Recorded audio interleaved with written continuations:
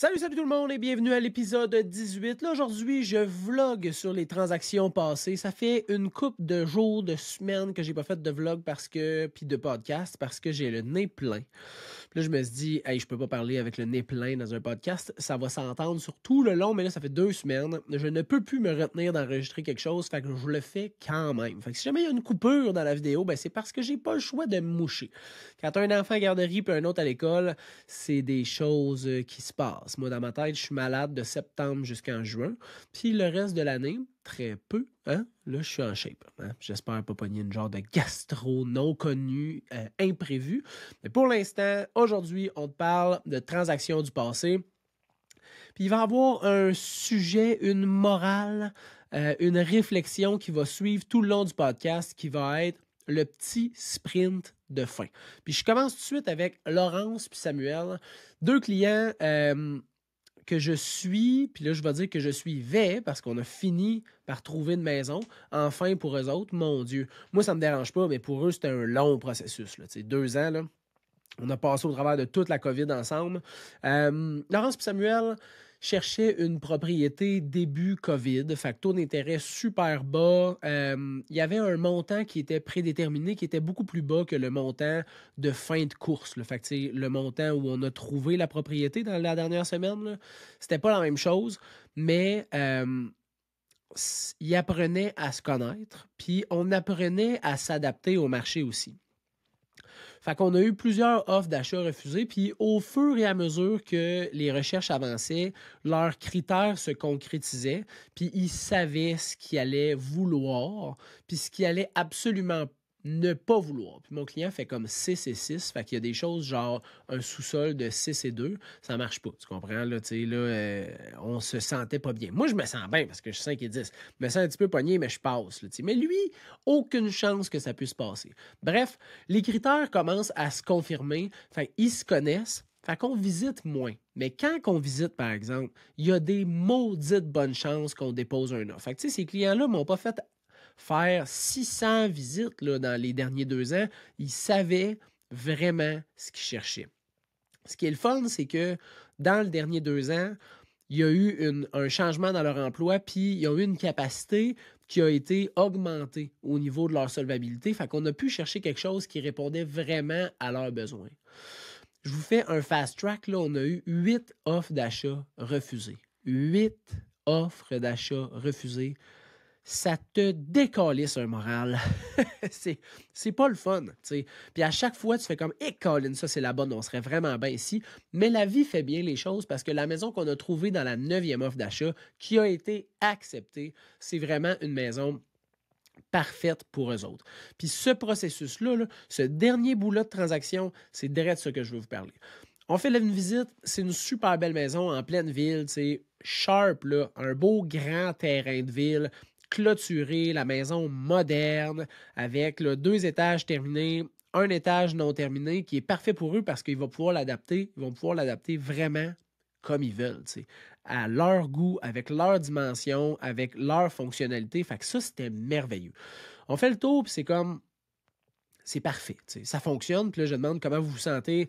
Ouais, tu sais, ils me répondent, après 2 ans, là, tu sais, ça va faire en masse l'affaire. Puis là, moi, je suis pas là pour vendre une maison. Je ne suis pas là pour finaliser une transaction à tout prix. Je suis là pour m'assurer qu'ils achètent la bonne affaire sécuritairement au meilleur prix possible, tu sais. Fait que je lui pose la question, ouais, mais c'est-tu parce que vous êtes fucking tanné que ça fait l'affaire ou c'est parce que c'est une bonne maison? Puis là, il m'explique que, tu sais, il y a quelques critères sur lesquels ils ont mis un X, mais il y a des critères super importants. Puis cette maison-là, en plus qu'ils ont un bon feeling à l'intérieur, répondent à tous les critères qu'ils ont nécessairement besoin, puis c'est comme un must pour eux autres. Fait que je fais parfait. Prenez la soirée pour y penser. On se reparle demain, puis on voit si on dépose un offre, mais pour l'instant, il n'y a pas d'offre. Je rentre dans le char, je reçois un courriel, il y a un offre. Là, je suis même calisse. Fait que je les texte, il y a déjà un offre d'achat qui vient juste de rentrer. Fait qu'on est en situation d'offre multiple si vous déposez un offre.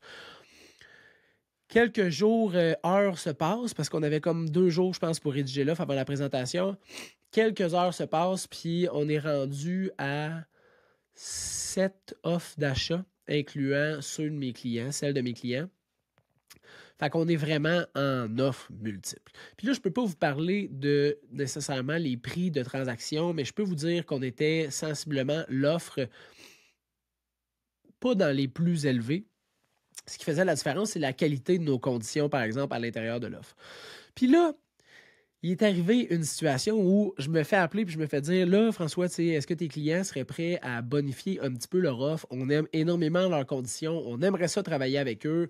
Ils ont une préqualification solide, mais au niveau du prix, ça ne fonctionne pas. T'sais. Puis c'est là, dans ce temps-là, on a eu une demande d'une petite augmentation. J'ai une conversation avec mes clients, puis là, je suis comme, ça fait 2 ans qu'on cherche, la maison est parfaite pour vous. La différence sur votre hypothèque, c'est tant par mois. Ce qui ne fait pas une énorme différence, c'est une différence. Mais ça ne fait pas une énorme différence, mais ça vous permet de réaliser votre projet. OK, on te revient, François. Non, finalement, on ne changera pas notre offre. Là, je suis même, fuck, man.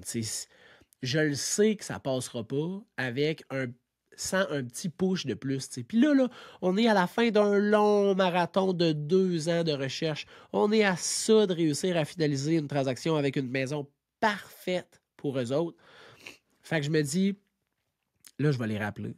Puis, je vais essayer de les motiver, puis pas de les closer, de les motiver à faire un dernier petit sprint qui peut peut-être, je le sais pas, peut-être faire la différence. J'ai un appel avec eux autres, ils disent, parfait, on te rappelle dans 3 minutes. Ils me rappellent puis ils disent, ouais, on va faire telle augmentation sur l'offre. Parfait, je rédige ça, je l'envoie à la courtière. La courtière me rappelle plus tard puis elle me dit, ton offre est acceptée. Hey, j'étais tellement content pour eux autres. Là. Des fois, là, les petites différences de fin de course, là, ajoutées aux conditions favorables, ajoutées au dossier bien monté, tout ça, là, ça fait que c'est une offre qui est acceptable pour les vendeurs, qui est sécuritaire, qui est pas risquée. Puis c'est direct ça qu'on avait. Puis après 2 ans de recherche, enfin, mes clients ont pu trouver une maison qui leur convienne à un juste prix. Puis sachant là, que on n'était nettement pas l'offre la plus haute, là, on est sûr que si jamais il arrive quelque chose puis il faut qu'ils déménagent, je suis capable de les relocaliser, de vendre leur maison plus cher qu'ils l'ont payé. Puis ça, c'est vraiment sécurisant pour un acheteur. Fait que cette transaction-là, 2 ans de temps, enfin trouvée pour eux autres. Je suis très content pour Laurence et Samuel. Ça a été des clients en plus. Je veux dire, j'ai rarement eu des clients aussi toujours heureux, souriants, contents qu'on fasse des visites. C'était le fun. Sincèrement, je vais m'ennuyer d'eux autres. Je ne vais pas m'ennuyer de faire des visites avec eux autres parce que là, après 2 ans, il faut qu'ils réussissent leur projet. Fait que je suis vraiment content pour eux, mais je vais m'ennuyer de ces 2 humains-là, des interactions qu'on a ensemble jusqu'à la prochaine transaction. Mais ça va me manquer quand même parce que c'était des clients qui étaient vraiment, vraiment nice. Deuxième transaction que je veux vous parler aujourd'hui, Thomas et Isabelle. Thomas et Isabelle, on s'est rencontrés sur une propriété que j'avais en vente à Magog. Je leur ai parlé, puis je leur ai expliqué que d'avoir un courtier dans une transaction, c'est vraiment quelque chose d'essentiel pour les conseils, pour les analyses statistiques, pour la sécurité au niveau des contrats et pour pas être représenté par le courtier du vendeur parce qu'il y a quand même un avantage à avoir son propre professionnel qui les suivent dans la transaction. Ils ont décidé de continuer l'aventure avec moi. Cherche des maisons, on a fait comme 3-4 visites, puis là, on trouve une propriété qui fonctionne top-notch, libre immédiatement. Eux ont pris un loyer parce qu'ils ont déjà vendu leur maison, fait qu'ils ont pris un loyer de transition. Ils se sont arrangés avec le propriétaire pour pouvoir partir sensiblement assez rapidement. Dépose un offre, on est tout seul. On est tout seul. Fait que fait une petite négociation sur la propriété. Évidemment, je reçois un IMO-contact, fait qu'un courriel qui me dit « Deuxième offre rédigée ». Fait que j'appelle mes clients, là, je fais là, on est en offre multiple. T'sais. Encore là, je ne peux pas vous parler des conditions dans l'offre, mais les conditions de l'offre sont très favorables. Puis quand c'est une propriété qui est libre immédiatement, les propriétaires veulent rapidement passer chez le notaire. Fait que c'est important à l'intérieur de l'offre d'achat de comprendre ce besoin-là du vendeur de rapidement passer chez le notaire. Fait qu'on construit l'offre, mais le prix offert, c'est pas un prix super favorable statistiquement à une acceptation. Fait que je fais l'appel avec les clients, puis je leur explique que, tu sais, le prix affiché versus le prix que ça vaut, c'est pas nécessairement une corrélation qui est égale. Hein? Le prix affiché versus le prix que ça va se vendre, c'est pas tout le temps la même chose. En moyenne, à Sherbrooke, c'est 100%, fait que c'est le même prix, mais il y a des transactions qui sont très au-dessus, puis il y a des transactions qui sont très en dessous, tu sais. Fait qu'à ce moment-là, c'est important de faire un calcul puis de regarder ce scénario-là pour cette maison-là, combien, statistiquement parlant, ça peut sortir. Mon client, il est européen. Euh, Puis là, je ne vais pas généraliser, mais j'ai fait plusieurs transactions, puis c'est pas nécessairement dans les habitudes de faire des surenchères, puis ce concept-là d'offrir plus que le prix demandé est un concept qui prend un certain bout de temps à comprendre, à, à s'approprier, puis à adapter dans une transaction. Fait que, c'est quoi? La première offre qu'on dépose ensemble, je te confirme, c'est pas un concept qui était encore vraiment volontairement applicable dans une transaction. Mais encore là, dans cette transaction-là, on a réussi à faire le dernier petit sprint, le dernier petit plus qui fait que ça peut faire la différence additionnée aux conditions dans l'offre et bingo! On a eu un offre d'achat accepté. Ce qui est le fun, c'est que le dossier était super bien monté au niveau de l'hypothèque. Fait une journée après qu'on ait eu l'offre d'achat acceptée, on va dire le soir même, la spécialiste hypothécaire m'a appelé et m'a dit le dossier est approuvé, il manque juste un document, je t'envoie la lettre finale. Fait que le dossier va être terminé très rapidement. Ces clients-là, ils auraient probablement réussi à acheter même sans courtier. Par contre, est-ce que ça leur aurait pris plus de temps? Probablement. Parce que le fait qu'il y ait une personne de plus à réfléchir, à remettre en question, à proposer des solutions, des scénarios, des alternatives, ben ça fait que le client a la possibilité de vraiment fouiller puis réfléchir avec plus de données, ce qui fait que les décisions qui sont prises sont vraiment plus réfléchies, probablement plus stratégiques. Ça fait que souvent, le projet peut se réaliser plus rapidement. Fait qu'on n'a pas fini cette transaction-là, fait que j'en parle. Est-ce que je vends la peau de l'ours avant de l'avoir tué? Un petit affaire, un petit brin, mais ça va se terminer, je suis très confiant. Et je suis excessivement content qu'il ait pu acquérir cette propriété-là parce qu'il y a zéro maintenance à faire dans la maison. Elle a été flippée de A à Z par des gens compétents. Puis ça, ben, c'est vraiment, vraiment, vraiment cool. La troisième transaction que je veux vous parler aujourd'hui, mon Dieu, mon nez, c'est incroyable. La troisième transaction que je voulais vous parler aujourd'hui, c'est une transaction de location. C'était la première fois que je faisais une transaction de location pour un condo neuf. Ça faisait un bout que le condo était en location. Les clients m'ont trouvé sur Google. Puis c'est un secteur à Sherbrooke où il y a énormément de construction, énormément de condos en location, dont plusieurs que ça faisait 120 jours, 90 jours, 30 jours qui étaient sur Centris, puis qui étaient sur les réseaux, puis qui n'étaient pas loués. Fait que là, moi, j'arrive avec un condo qui va être alloué, qui n'est pas le moins cher, qui n'est pas le plus cher, puis qui est dans un secteur où il y a plein d'offres. Fait que tu comprends bien que je m'attendais à ce que ça prenne du temps. T'sais. Sauf que, quand je fais mes mises en marché, moi, je fais toujours une vidéo de visite virtuelle qui est publié sur les réseaux sociaux. Fait que sur TikTok, sur Instagram, sur Facebook, sur YouTube. Je fais une visite virtuelle aussi que je mets sur Centris. La location est mise sur Centris aussi et sur les autres plateformes comme Marketplace, Kangaloo, Laypack, Kijiji.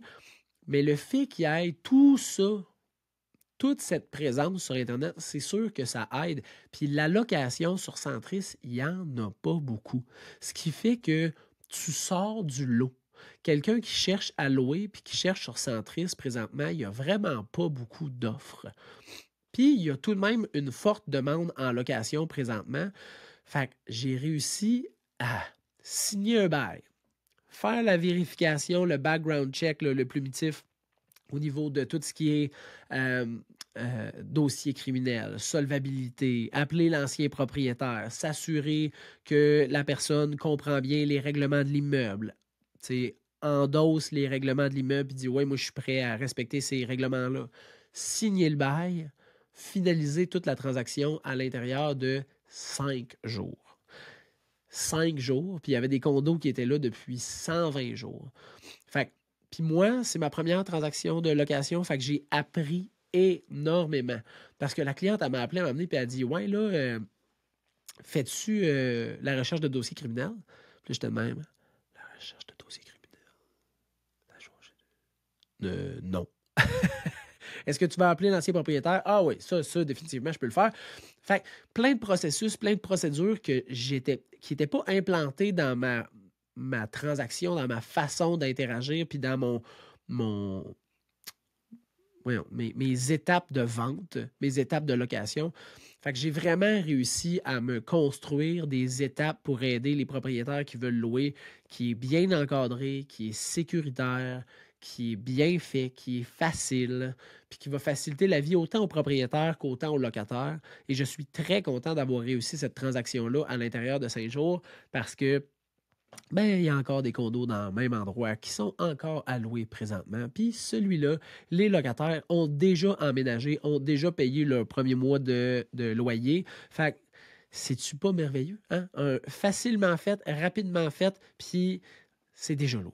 C'est déjà loué, mais c'est déjà habité. Fait que le propriétaire reçoit déjà un montant d'argent. Et ça, c'est très, très, très, très cool. La quatrième transaction et dernière transaction que je veux vous parler aujourd'hui, c'est un chalet. Un chalet que j'ai réussi à vendre à l'extérieur du marché, donc non affiché. Ce chalet-là a été quelques semaines, mois en ligne, malheureusement, pas vendu sur Centris par un excellent courtier là, de la région de Québec, mais pas vendu. Le propriétaire m'appelle parce qu'il m'a vu sur les réseaux sociaux, puis il trouve que je suis bien dynamique, puis on a déjà eu un début de transaction qui a avorté, mais un début de transaction, puis ça avait bien fité, là, c'était facile avec lui. Fait qu'il décide de me donner le mandat du chalet à vendre au pied du Massif du Sud. Fait que là, moi, première affaire, je suis fou comme la merde. On signe le contrat de vente, puis dans le contrat de vente, je demande au vendeur de me permettre de faire la promotion, de faire visiter, puis de permettre à un acheteur de déposer une offre d'achat avant la mise en marché parce que je pouvais pas y aller dans les prochains jours. Il faisait fucking pas beau. Puis tu mets pas un chalet à 750 000 au pied du Massif du Sud quand il fucking pleut. Ça marche pas. Tu comprends-tu? Fait que puis il y a plus quoi? Genre 8 jours, 9 jours en ligne. Fait que je savais que j'allais pas faire une mise en marché dans la prochaine semaine et demie, mais je voulais quand même pouvoir en faire la promotion. Fait que j'ai demandé l'autorisation au vendeur, on a mis ça dans le contrat, puis on a signé le contrat. Fait que moi, j'ai beaucoup de clients qui cherchent à faire des investissements de chalet locatif court terme et je suis assez présent sur les réseaux sociaux. Fait que je fais une vidéo sur TikTok, puis j'envoie ça à des clients aussi que je sais que ça pourrait potentiellement fonctionner. Fait que j'envoie ça, j'envoie une couple de courriels, j'en parle sur TikTok, j'ai genre 12, 15 personnes qui m'écrivent, qui veulent recevoir l'information pour ce chalet-là. Puis, dans ceux que j'ai envoyés, j'ai fait un envoi, je suis allé sur Messenger, puis j'ai parlé à un de mes clients, je disais, ça, Alex, je suis certain que vous allez vraiment triper parce que le chalet est incroyable, le spot est magnifique, puis les revenus sont fucking bons. Fait que j'envoie ça, il dit, ah, Colin, ça fait du sens, peux-tu m'envoyer des chiffres, peux-tu m'envoyer des papiers? Fait que j'envoie les papiers, j'envoie les chiffres. Puis ils font, ouais, on dépose une offre. Fait que le chalet, je l'ai vendu en 24 heures, 48 heures. Il reste une condition à réaliser présentement qui est le financement. On a fait la visite des lieux. Fait qu'on s'est déplacé à Saint-Flémont. Saint-Flémont, c'est le fun parce que c'est à côté de chez nous. C'est juste 3 heures de route. 3 heures de route, mais pour arriver à ce chalet-là, pour être franc, là, c'est merveilleux comme spot. Là. C'est vraiment, vraiment incroyable. Si vous n'êtes jamais allé au Massif du Sud, je vous conseille fortement d'aller faire un tour et de louer un chalet dans ce secteur-là. Vous pouvez louer aussi le chalet Mont Chocolat, qui est un incroyable chalet. C'est vraiment un cool spot. Puis tu sais, les endroits, le fun comme ça, là, sont de plus en plus réglementés pour la location court terme. Puis cet endroit-là le permet. Puis la majorité des immeubles là-bas sont en location court terme pour permettre aux gens de venir profiter de la région, pour venir connaître le Massif du Sud, puis en profiter. Puis c'est pas juste pour le massif, puis du ski, puis du snow. Là, là, tout ce qui est randonnée pédestre, parce qu'il y a une CEPAC vraiment pas loin. Tout ce qui est skidoo, 4 roues, parce qu'il y a énormément de sentiers. Fait que c'est vraiment un coin fucking nice. Et cette transaction-là, chalet de 750 000, qui a réussi à se finaliser ou quasi finaliser en moins de 48 heures, c'est juste merveilleux. Je suis très content parce que mon vendeur est fucking content que ça soit, que ça s'active rapidement, puis que, je veux dire, il y a quelque chose qui se passe. Puis mon acheteur est fucking content de pouvoir acquérir un chalet qui répond enfin à ses attentes, avoir un cash flow positif, puis être capable d'aller en profiter quand il fait de la maintenance sur le chalet, parce que c'est un spot tellement incroyable. Fait que tout le monde est gagnant là-dedans. 4 super belles transactions que je suis très, très, très fier. Laurence et Samuel, 2 ans de recherche, enfin on a trouvé. Thomas et Isabelle, ils ont donné le dernier petit push, puis on a réussi à avoir une offre d'achat acceptée. Lydia qui a réussi à louer son condo rapidement, sans se faire chier de se déplacer de Montréal jusqu'à Sherbrooke pour faire des visites. Puis Alex, Stéphane, puis Anicia qui ont réussi à mettre la main sur un des plus beaux chalets proches du Massif du Sud avec un revenu incroyable. 4 transactions réussies que je suis très fier.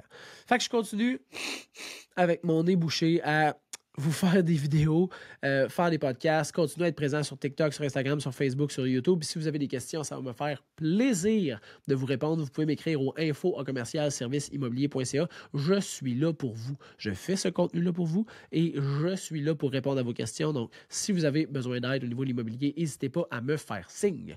Bonne fin de journée.